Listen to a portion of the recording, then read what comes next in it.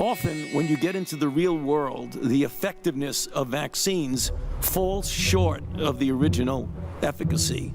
That is not at all the case with the vaccines for COVID-19. So now we have two vaccines that are really quite effective. The mRNA vaccine, highly effective, extraordinarily efficacious, 94 to 95% for mild to moderate disease, and virtually 100% efficacious. Because the real world effectiveness is even more impressive than the results of the clinical trial.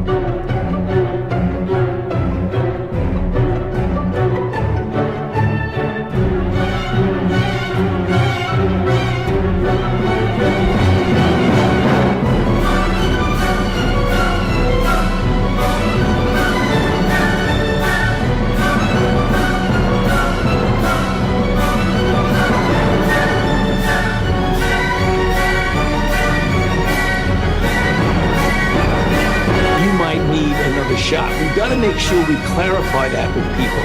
It has nothing to do whether or not it's effective.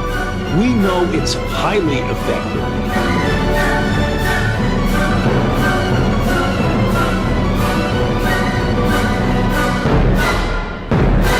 Highly effective.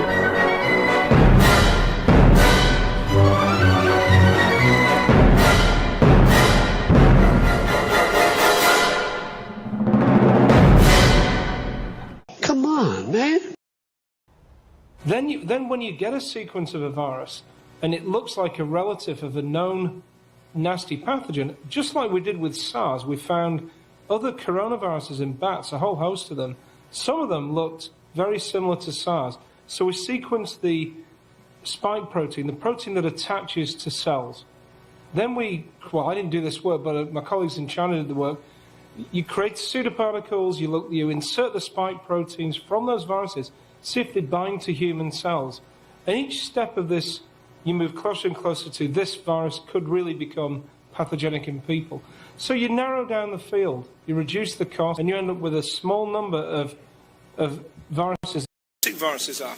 So if you want to find the next pandemic, you should do a lot of work in South America, where there are lots of bat species harboring lots of unknown viruses. You should also do a lot of work in Southeast Asia. So this becomes actually useful. So working with the USAID EPT PREDICT program and funding through NIAID to work on coronaviruses in China, we were able to test out this idea of predicting what the next emerging disease might be. So we've all heard of SARS. We know that SARS is carried by civets.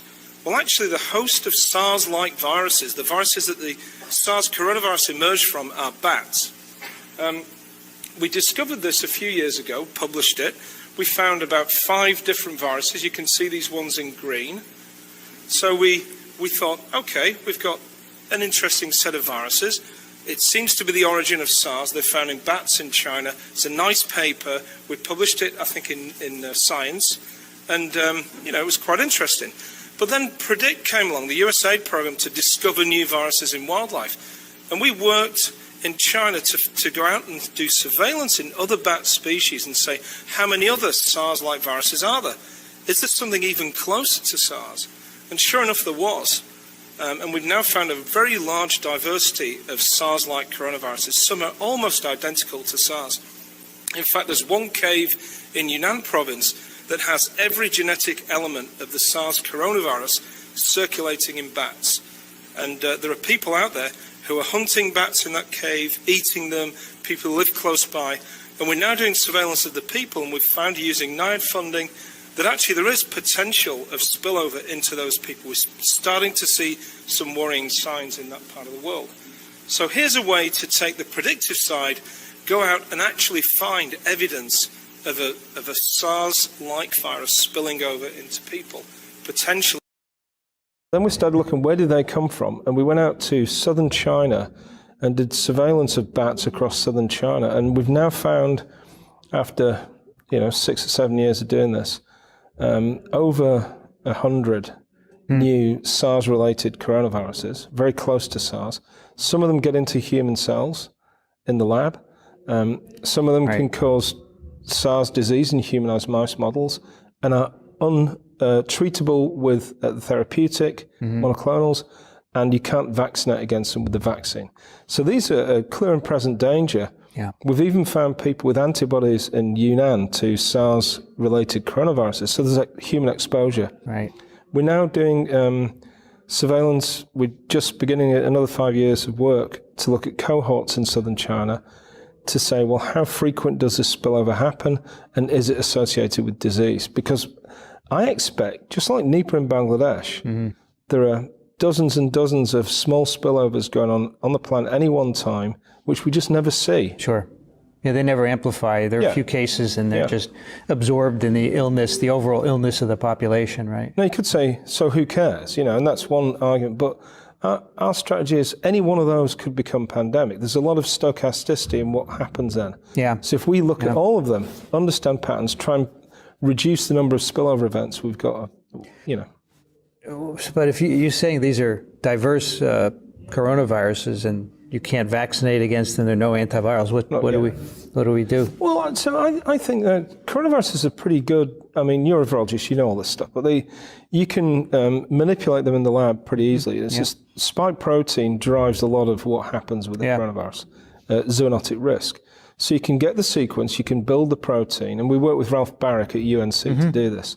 Insert it into a backbone of another virus, and do some work in the lab. So you can get more predictive when you find a sequence. You've got this diversity. Now, the logical progression for vaccines is if you're going to develop a vaccine for SARS, people are going to use pandemic SARS as sure. But let's try and insert some of these other related and get a better vaccine. And I guess also knowledge of what's there. If you see something emerging, it give it a head start on making a vaccine or a therapeutic. That's true, and better knowledge of where they are as well, so that you can put your money into the clinics that matter.